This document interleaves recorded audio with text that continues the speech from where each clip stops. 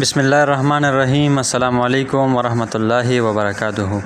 Information T V میں خوش آمدید۔ میں ہوں آپ کا دوست، آپ کا بھائی محمد اشتیاق، ایک بار پھر سے حاضر ہوا ہوں ایک بڑی خبر کے ساتھ۔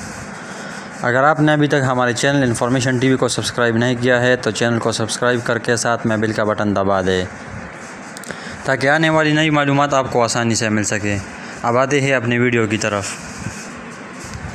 سعودی عرب نے 1 جنوری سے بین الاقوامی سفر پر پابندیاں ختم کرنے کا اعلان کر دیا۔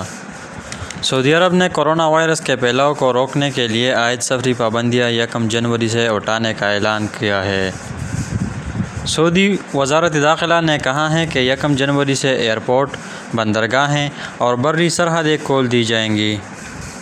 عرب نیوز کے مطابق وزارت داخلہ نے کہا ہے کہ کورونا وائرس کی وجہ سے تمام بین الاقوامی پابندیاں 1 جنوری سے ختم ہو جائیں گے۔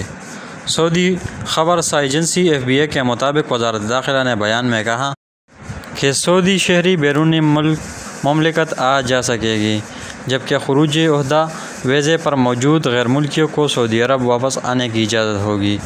خروج عہدہ، ملازمت، اقامے، وزٹ ویزا ہولڈر غیر ملکیوں کو سعودی عرب آنے کی اجازت ہوگی۔